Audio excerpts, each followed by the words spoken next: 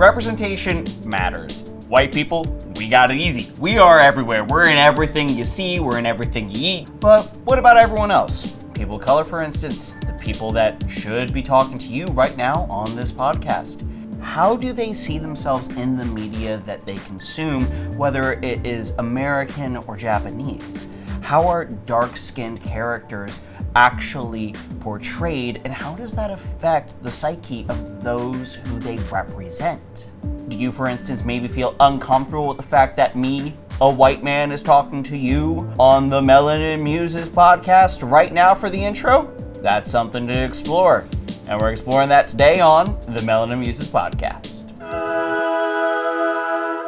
What's up, everyone, and welcome back to the Melanin Muses Podcast, where psychology, anime, pop culture, and deep conversations collide with the right amount of chaos. I'm Cleo, your resident creative and lover of all things nerdy. And I'm Callie, your friendly neighborhood clinical counselor, mental health advocate, and fellow nerd. Today, we're tackling a big topic, one that has shaped so many of our experiences without us even realizing it. Representation in the media and how it impacts our mental health. That is right. Because let's be real. Because seeing yourself on screen in comics and video games and anime, whatever type of stuff you watching, whether it's even if it's smut or whatever it may be, it matters. Representation matters. And it's the difference between feeling invisible and then feeling empowered. And today we're gonna break down exactly why that is. Yeah. So this is a great place to start with the basics.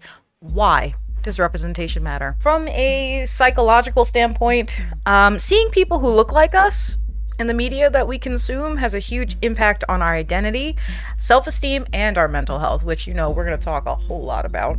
Yeah, and on the opposite side of that, in a way, when you grow up never seeing yourself in these particular characters that are in popular media, not only in general, but you only see them in a way that are villains, sidekicks, stereotypes, you start to internalize that. It's whether it's consciously or subconsciously, it's hey, is that all I'm worth, or is that all that you see me as? And it not only affects yourself, but it also reflects how other people are going to see you. And you also start to, the last part of that is you even belong in these spaces, not only are just daily life, but just, do I even belong here? And am I even important if this is how other people see me? So we're gonna dig into that. Exactly.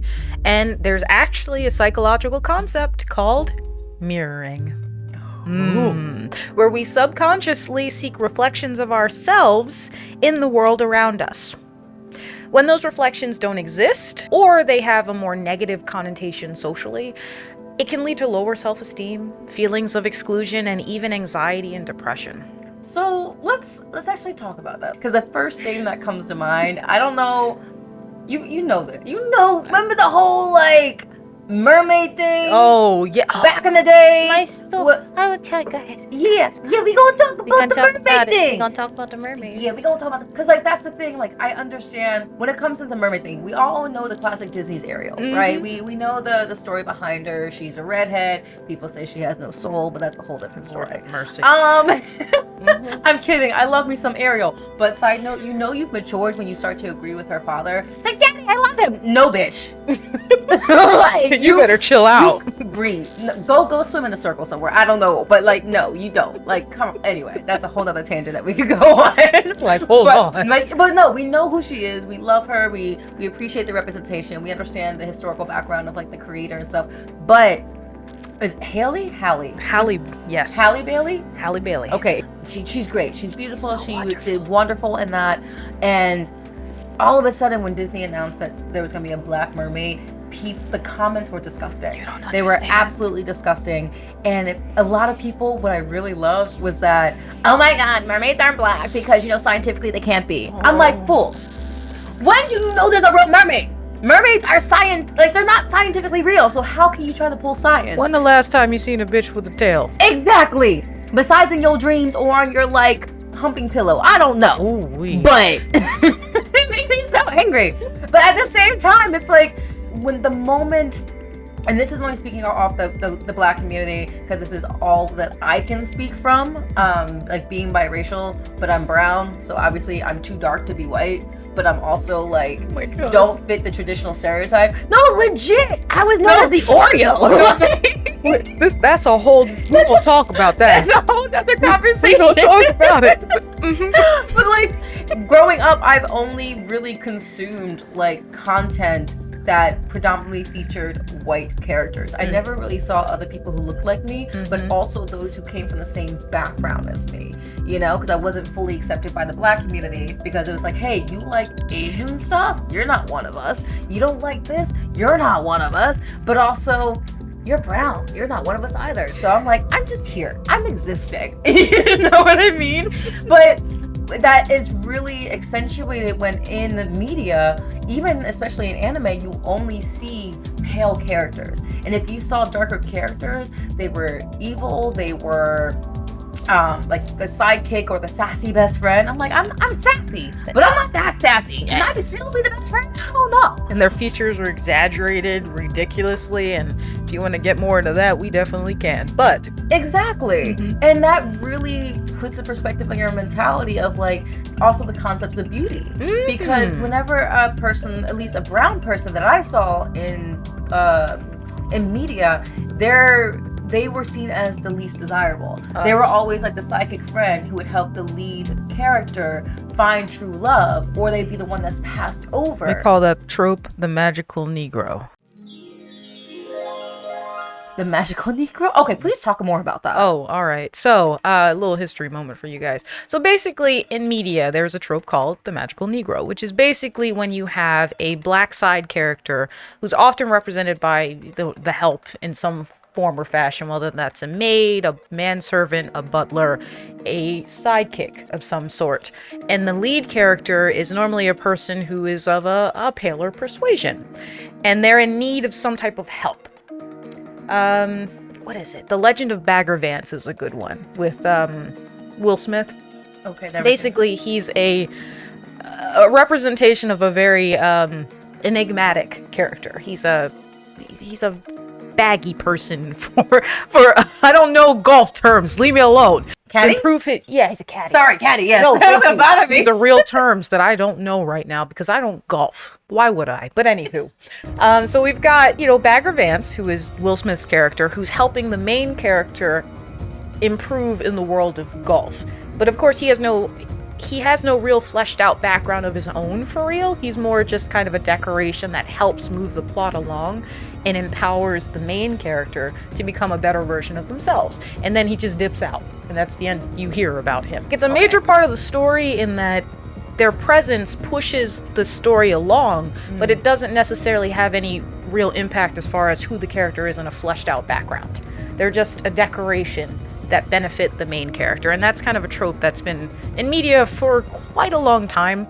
It's also in television shows. Pretty much anytime you see the sassy black character on the side, their main role is to help the main character, but we don't know very much about them. Like, how did that make you feel growing up? Oh boy. So funny enough, my experiences weren't exactly the same as yours when it comes to like having a biracial background, but being a identifying black woman, my exposure to media mainly came down to what does it mean to be black? Like, how does that representation and how does that orient with my personality and my skill sets and ability to exist within this world? And so for me, same experience when it comes to anime and manga. I was obsessed with that stuff. I call it a blessing in disguise that I went to a all-girls high school. And so yes, I faced criticism with my love of anime and manga and expressions that were more Japanese influenced. But it's because I couldn't find a place to belong in the black world. Like, I, again, wasn't black enough because of my diction. My ability to articulate words was way too close in proximity to whiteness than it was to blackness. And so you were always othered for that, if you could, quote-unquote, speak well. But the thing is, this is how I was taught from a very young age to speak. I haven't had chances or opportunities or even a reason to speak differently. But that's hard to explain to different people. So, add that, I had the love of anime, which is at the time wasn't considered to be mainstream. It was a very niche community within nerds, or quote unquote the weeaboos, which is also a slur in a way, but we'll get into that. Yeah, we had to print out pictures and then tape them on our notebooks because we couldn't find because it. there weren't any online. For real? No, there's so many things we had to do back then. We had to pirate, anime all theme that stuff. music for our MP3s. LimeWire. Oh my god. And so you had to get our anime either from like Toonami or try to find VHS tapes and DVDs from like the toy stores. It was crazy. Anyway, But yes. we say all that to say that in my little niche world of high school, I got messed with, bullied, and talked down to by the other girls who were quote unquote more popular into more mainstream things. Yeah. But that didn't really deter me, because at the end of the day, I'm like, I am weird. It is what it is. I'm gonna run around with the tail. Absolutely. I'm gonna wear the ears too. Y'all like Inuyasha? I do. Did you wear a tail? Yeah, I did. Oh, I love me my little foxtail that I bought at the Ren Fair. And then I would pin that thing on and run up and down the hallways and shake it at people. It was amazing. Oh my gosh, I remember those days. It was amazing. And you know what? I'd do that shit again. But anywho. Yo! Like, you can see us. Oh, you okay over there, Ben? Yeah. Yeah, I'm great. This is the vibe. Also, thank you for the Absolutely. Hi audio listeners, Ben from the booth again. I now have some proper dressing. Unfortunately, all of the normal things that they brought to wear that were golden and gilded required hair. And if you know me and the channel, I am a bald man. I'm also masked because I was sick last week. Anyway, back to the show. I love, like, it's, and that's a total side tangent. Like, back in the day, like, we were nerdy as fuck, like, it, like, you can see us coming from a mile away. Like, I look back and I find old photos of, like, the ears, the tail, trying to cosplay, trying to, like, having that quote-unquote emo face. This is just a face, mom! All of that. And it's just, like, it's a very fascinating to see the nerd community, especially like the anime weeb community. Like, we try to find ourselves, and like back then it was just more incredibly challenging because there wasn't, like, when we try to cosplay, especially like, you know more about cosplay than I, like, because I'm still a baby. I'm still a baby when it comes to the cosplay. She's coming in though. Oh yeah, she's corrupt. This one, let me tell you guys. What I do? This one corrupts me. She all. This one's a corrupt. She look innocent, but she a corrupter. Yes. And she's slowly pulling me into the deeper realms of the community. When it comes to like the cosplays, especially, it's very challenging as a person who is brown to try to actually cosplay as certain characters. Like, yes, we can do like the mainstream characters, but it's always going to be considered, well, that's not really that character, and like the backlash that so many people get. Like, I don't know if y'all haven't heard this creator, please forgive me, I don't remember her name, but I know specifically like the sound that she has is like, Hinata isn't black. Hinata isn't black. Hinata isn't black. Hinata isn't black. Hinata isn't black. She gonna be black today. She gonna be black today. Because she dressed as Hinata for Naruto, and then so many people were commenting, "Oh, Hinata is not black. Hinata's not black. You can't cosplay as her." And there's just so much discourse about that. And I'm like, "Well, Hinata isn't white either, honey. So that means you can't cosplay her. So stop doing that." So like, and that's what the community is about. It's just embracing your love and passion for these particular characters that spark something in you, and showing your appreciation and adoration through your costumes. But like, and even though they didn't look like you, at least you were able to get something. But now it feels like the transition into like the major milestones and representation in anime is like, now it feels like we're finally getting those little tokens of, hey, you exist too. Here you go. So it's very refreshing to see a lot of the improvements, I'll say, when it comes to major moments of representation in video games, movies, anime, arts, and TV shows. When it comes to Black people or people of color, I'm going to put that umbrella under this as well, because when we think about it, many communities that identify as people of color have also faced similar things, but I'll say we'll only speak from the perspective of Black people because that's the only representative, or the only perspective that we can represent accurately. So when we talk about, since you mentioned Naruto, we're gonna talk about Killer Bee. Oh yeah. Oh my god. So I've had mixed feelings about Killer Bee when he stepped on the scene. Because if I'm not mistaken, he's from the village in The Clouds, I think. Cloud Village? Lightning? Lightning Ben? Village? Do you know? Lightning Village. Lightning I Village? feel like it's Lightning Village. Let me check Yeah, in the please. control booth. I was gonna say control booth, please. Yep. Help. Verify for me because I don't want to misspeak. Because I know the comments will come after me hardcore, and you know what? Bring it on. For us. Cowabunga it is. But it was a very funny introduction for me. Because first off, I immediately like, oh, he got a little color going on. Mm-hmm. Okay, who's this guy? As soon as he started rapping, I knew exactly what they were trying to do, and I'm like, what's this gonna be? Oh God, where are we? Please don't do. But then he looked cool, like actually cool, like he had proportioned features that weren't crazy exaggerated. Yeah, he had cornrows, but I'm cool with that. Cornrows are good. Okay. Then he started rapping. Now, mind you, when you do the Japanese dub versus English, It's so great. it's something. 現在ナルトはキュービと対決早めの決着みんなが待望待ってる俺たちとっても退屈しなぎに二人で体操 They tried. They do. They It's really something. And I'm just kind of like, yeah, I get why, Naruto and Sasuke will look at him kind of funky, because I would too. You just come out of nowhere and start rapping in the middle of a thing. And, I mean, he was with the hotness, so I'm okay with that. But he also was really powerful. So he wasn't a gag character. Yeah. In that they threw him in there for, laughs, and then he didn't have any real relevance to the story in the long run. Mm-hmm. Yes, Booth. Okay, so for correction and clarification, he is indeed from the village hidden in the clouds. Yes. However, unfortunately, and the reason why this took so long to get done was because AI overview on Google, of course, said he is from the hidden village in the leaves. Rude. I know. Nuh-uh. It's like literally couldn't have been more off from the truth. So this is also just a reminder to everyone. Don't trust Google. It's bad. Please Back Google to AI. Google AI, yes. Yes. Which is just honestly. Well, this episode's not about not about AI and how it's completely messed up everything. Yeah. But it has. Anyway, there's our clarification. Thank you. Live fact checking, now part of the Melanin Muses podcast and I'm other here scope for it. properties. I'm here for Hey!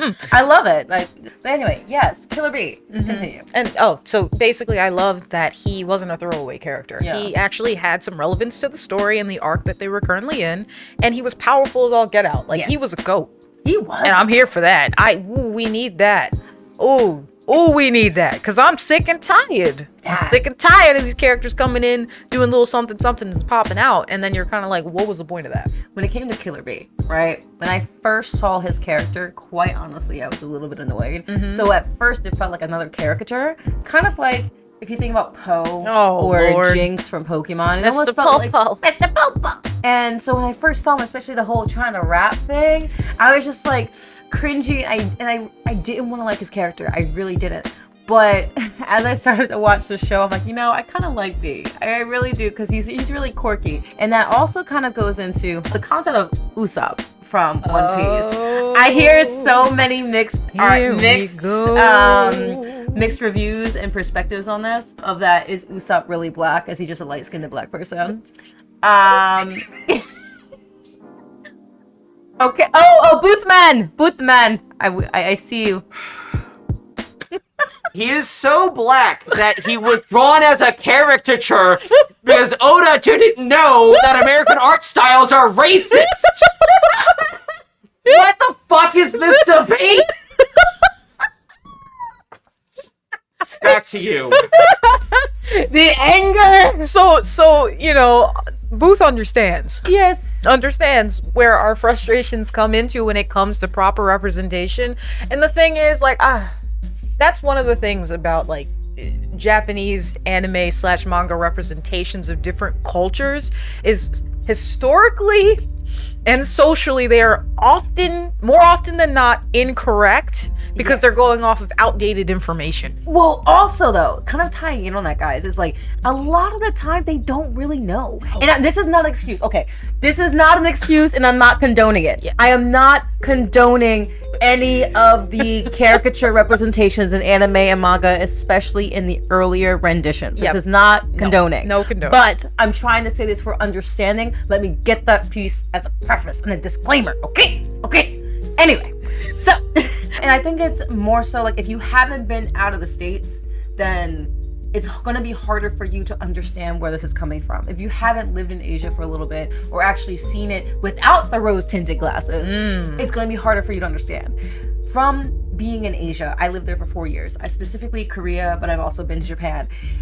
Many people there, even though exposure to the internet is obviously rampant, it's like hidden in plain sight. People will see what's on the surface, but not everyone's going to actually look underneath what that is. So for a lot of these... Case in point, Google AI. Exactly. Case in point, Google AI. Not many people are going to actually research the behind the scenes things of that and the history of it. They're just going to take it at face value. So for a lot of these artists who are trying to depict like brown people or people from other cultures, it's one of those things where they would see these caricatures, they would see these representations of black people in, let's say, old American literature, and they're like, oh, so that's how you draw black people. And that's what they would think. This is a wonderful segue. Yes. Because when we talk about the consequences of underrepresentation in media, let's be real, not every story gets told, and not everyone gets the representation they deserve. There are entire groups of people who are erased from media and are portrayed in harmful ways that have serious consequences. And so when we talk about that, we think about how there are different studies that show that when people don't see themselves represented, especially in positive ways, as we've been mentioning, they can struggle with development of their self-worth. And when they only have representation that gets through that are negative stereotypes, such as when we talk about like the mammy stereotype or the Magical Negro, or we talk about, minstrel shows, which is where Ussop's character design comes from. Ussop. Oops, yeah. Ussop. See, and the thing is, I'm confusing him with Aesop's Fables, which is a whole nother so again, Boothman.